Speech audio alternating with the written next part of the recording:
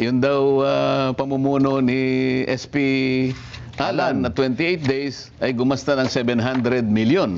Oho, 720 million daw in 28 days eh. Hindi, 700 million in 28 days. Opo.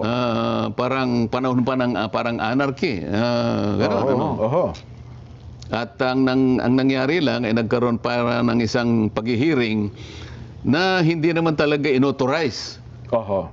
Ganun pa yung kanyang ganun yung kanyang patutsada. Opo. Nakalimutan niya, Jen. Sa panahon niya, 10 buwang singkad ang nakalipas. Hindi siya tumawag kahit isa man lang na pagdinig sa flood control. Nako. Oho. Ngayon, sumahin mo yun, Jen. Kasi ang pinanggalingan niya is 25 million expense per day ng Senado. Per day pala ng Senado. Kaya nakwenta niya yung 700 million eh. So 28 days times 25 million. 700 million. Ngayon, kwentahin mo yung 300, yung 10 months times 30 days. Ilan yun, Jen? 10 day, 300, no? 300 days times 25 million. Opo. 7.5 billion pesos ang ginastos namin. Pero ni isang hearing ng flood control, hindi siya nagtawag. Alin ang mas magastos, Jen? Ay, siyempre, mas malaki yung billion yung pinag-uusapan. 10 buwang singkad, Jen. Okay? 7.5 billion pesos, ni isang pagdinig, wala siyang ginawa.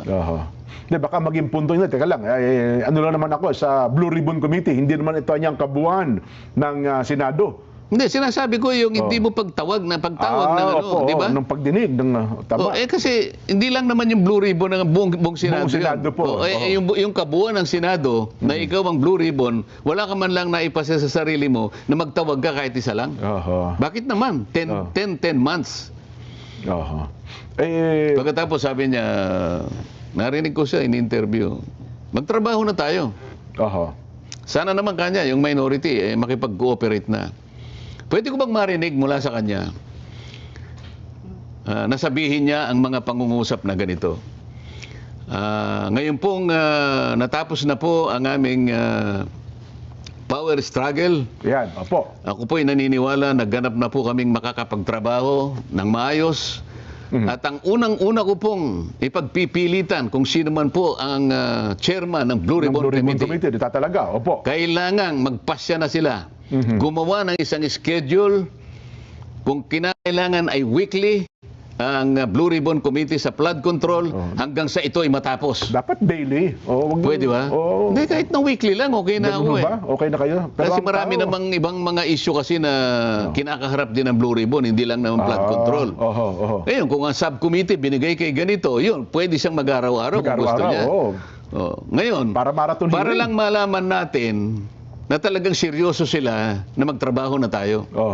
Kasi dapat yun ang priority. Ang flood control na ito na problema ng ating bansa, hanggat ito ay hindi naisasaayos at ito ay hindi nagkakaroon ng ending, patuloy po na magiging bagsak ang kalagayan ng ating ekonomiya. Wala na pong gusto mag-invest sa atin. Wala. Sa ngayon lang, tingnan ninyo yung gustong mag-invest sa elektrisidad. Umaalis na sila eh. Sa energy po. Energy pa lamang yun. Katakot-takot na utang na ang... Mabigat po. Ngayon, kailangan nating magkaroon ng...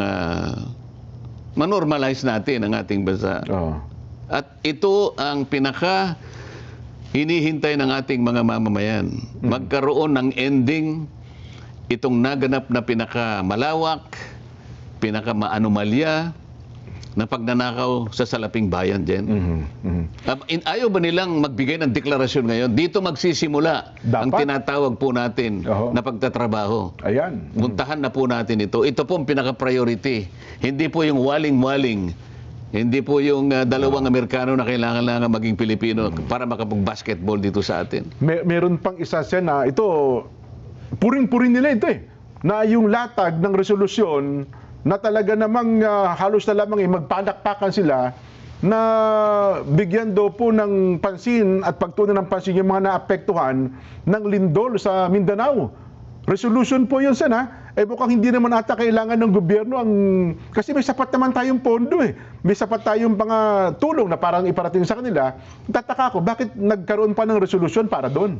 Para lang bigyan ng konting kaluwagan siguro yung isa ganun sa ba? amin na umalis at pumunta sa kanila. At bumalik, At siya pa yung gumawa ng resolution na kunwari ang uunahin ay yung nagkaroon ng lindol sa Mindanao. Yun, Bakit opo. hindi unahin nga itong problemang kinakaharap natin na hanggang ngayon ay wala pang kasagutan? Oho. Bakit ayaw ninyo na ito yung ituloy natin? Yun.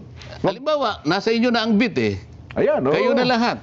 Meron ba kaming maaasahan? Meron bang maaasahan ang ating mga kababayan na ipagpapatuloy ninyo? Ito yung inihintay nila eh. Ako, wala na eh. Ayaw nilang Totoo po ibigay yan. sa akin. Opo. Ayaw nila akong manguna dyan.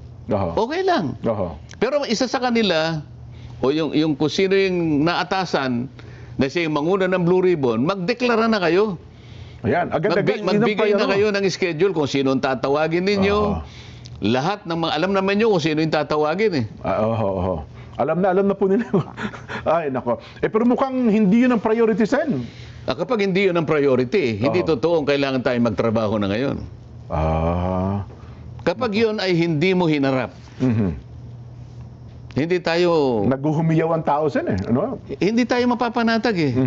Ito yung problemang nilikha nung napakalaking pagnanakaw na yun. Oho. Dinidescribe nga natin dyan eh. Maaring yung pagnanakaw na yun eh.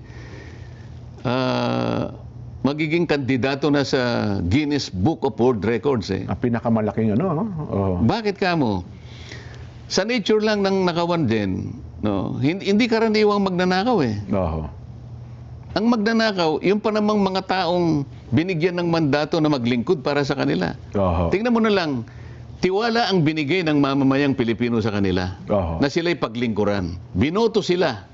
Pagkatapos sila yung nagnakaw, imbes na sila ang maglingkod. Ang karaniwang magnanakaw, paulit-ulit nating sinasabi, paiwas yan eh. Tsaka sa gabi yan. Ayaw siguro. magpakilala. Oo, nakatakip ang mukha eh. Nakamaskara. Lahat ng maskara gagamitin niya para lang walang mapagkakakilanlan sa kanya. Para hindi siya makilala.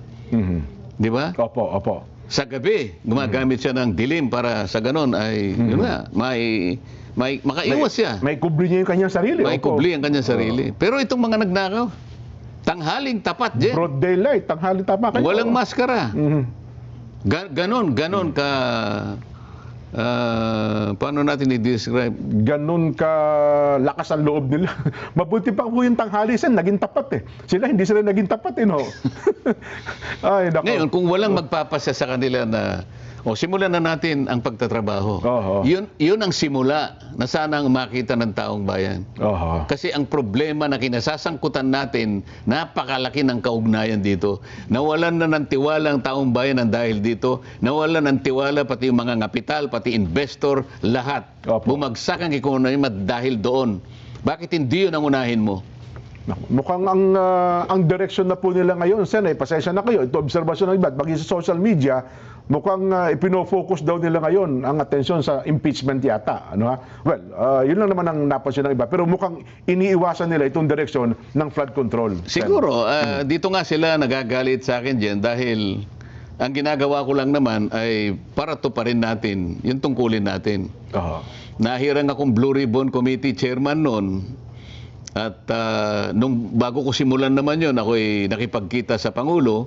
Opo. At ako nga ay kanyang binigyan pa ng lakas ng loob at binigyan niya ako ng USB na magagamit para umpisahan lahat ito eh. Totoo po, totoo.